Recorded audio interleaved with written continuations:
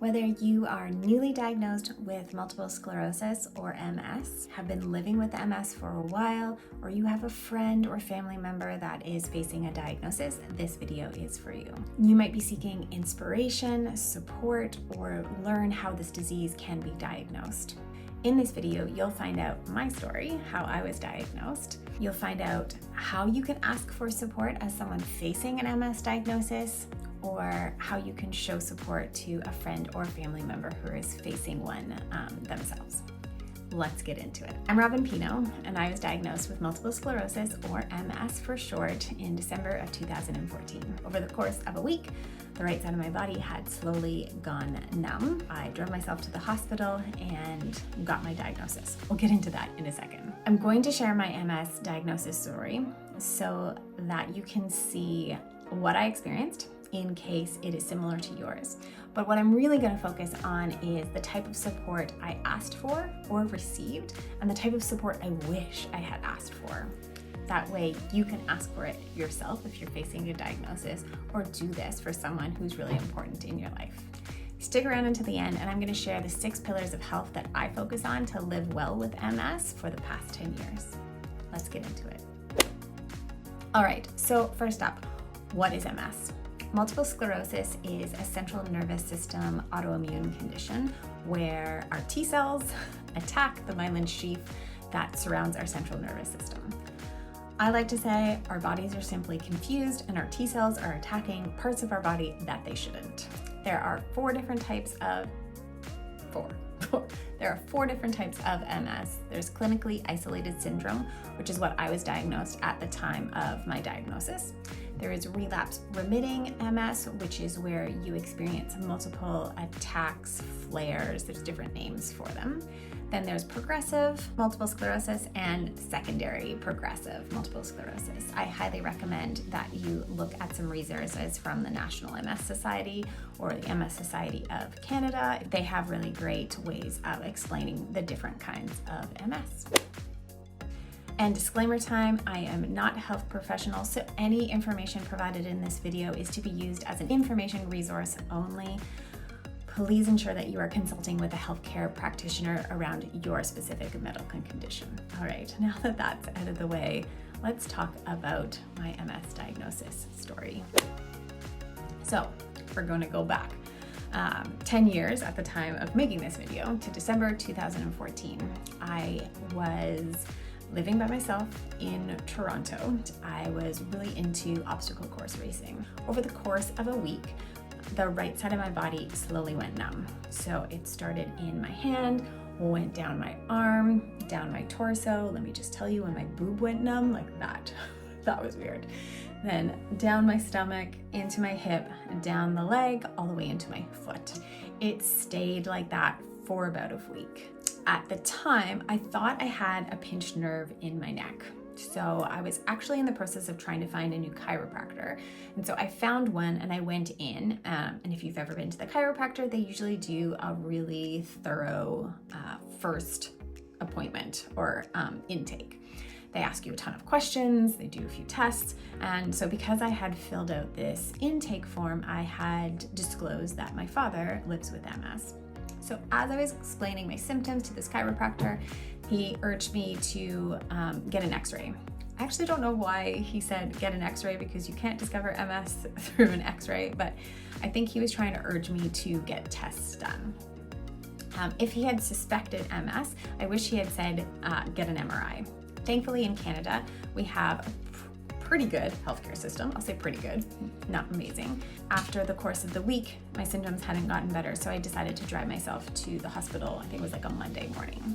At the time, I was actually experiencing a really, really bad migraine and quite a lot of pain at the so I was miserable when I showed up at the hospital.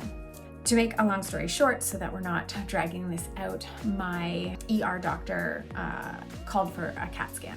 The CAT scan showed nothing because you can't discover MS that way. And so he was about to send me home and said, if the symptoms persist for longer, come back in.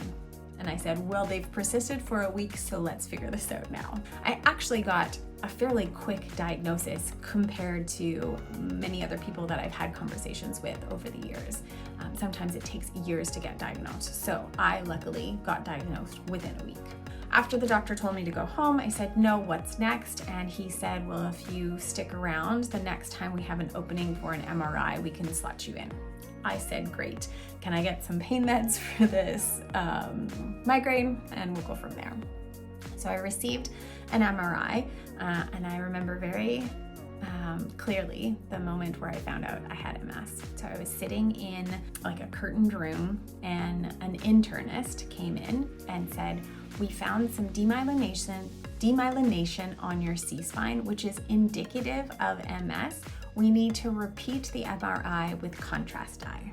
So I stopped him right there and I said, you just told me I potentially have a disease that is not confirmed. That was poor bedside manners. If you had an inkling that I had a disease, finish the tests to be able to prove that.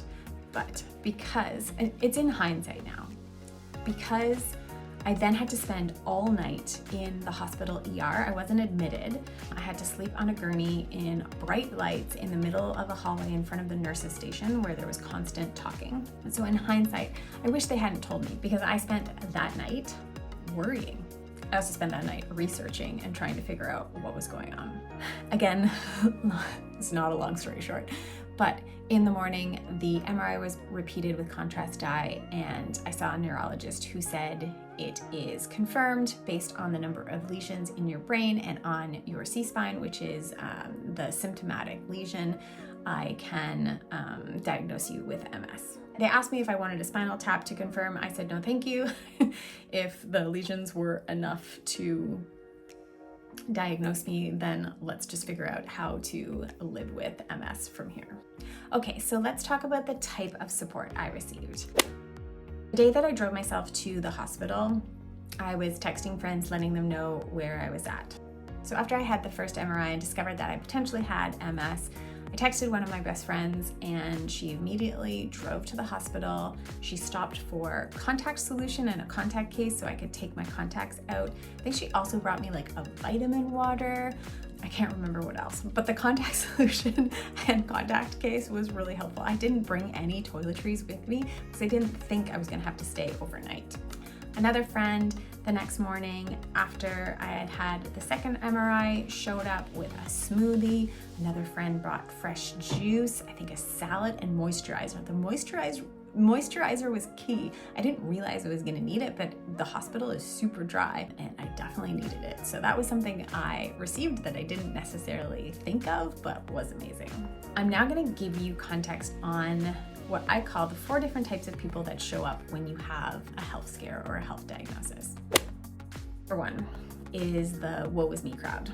The I'm so sorry, I can't believe this is happening to you. I feel like they actually think about what it would feel like if it happened to them. And society's niceties are to say, I'm so sorry. I hated it. I thought I was being pitied and I did not want an I'm so sorry. As I was telling people I had MS, after I had had a few experiences, I started saying, I'm going to tell you something, but I'm going to request that you don't say I'm so sorry. And so I prefaced it as I went on to tell people about my MS. Number 2 is the advice givers. Love them. I actually loved them. You're gonna get everything from snake oil to essential oils, which I discovered and actually started using because of that, to supplement advice, to book advice, to cookbook advice, to doctor advice, which is amazing because if you have the bandwidth and the capacity for it, you can take all of the advice that you're getting and start researching for yourself. So I actually loved it because I got so many different things that I could take a look at and figure out my own discernment around. Then there's 2 different types of people that offer help. There is the what can I do? Like what can I do for you? They don't know what to do for you, so they're waiting for you to tell them. And unfortunately, if you're in the midst of a health diagnosis, it applies to people in a grieving state as well. They can't think straight. They can't think 5 minutes ahead. They're trying to be in the moment and process what they're going through. So they can't actually say, this is the type of help I need. So although these people mean well, it's much more useful to just be like, here is the help I'm offering. I'm just going to do it. This is the type of support I wish I had received, and I wish these types of people had been around. So the friend that brought me the smoothie, brought me the juice, they didn't ask what I needed, they just brought. Same thing, I wish someone had come and offered to do groceries for me for like the first 2 weeks. Just like, take my credit card, go get groceries, I'll give them a list. I wish someone had offered to do my laundry. It's like menial things that like you just don't have the capacity to do. Thankfully, my mom drove from Ottawa to Toronto and took care of me, so I had that type of support. Offer to bring meals, like frozen meals, healthy meals. Offer to like pay for a cleaning lady for like a couple of weeks or a month. Just the things that like you don't want to do because you're in the midst of all of this research and appointments, and it's just too much to take on. So that is the type of support I wish I had received. So if you're enjoying this video so far, would you please give me a thumbs up so that other people with an autoimmune condition or someone facing an autoimmune condition diagnosis in their family or friend's life could find this video. I'm hoping to grow this channel so that people can find this type of content and realize that they are not alone, and that life with an autoimmune disease does not mean the end of the world. I promised that I would get to the 6 pillars of health that I use to now live well with MS. I have been symptom-free, disability-free for 10 years. I've had only one relapse that was caused from stress of giving birth to twins in 2020 and the joy of that time, the stress of that time. But other than that, I have been symptom and disability-free for 10 years. So I like to count on my fingers. We'll do this again. Number 1 is nutrition, finding nutrient-dense ways to nourish yourself. There are a ton of different diets on the market for MS, and I will probably do a video on this, but I'm just going to simply say find what works for you, that is sustainable and that you actually enjoy. The second one is supplementation. I really like working with practitioners like naturopaths to do blood work and then supplement based on your deficiencies. Number 3 is stress management.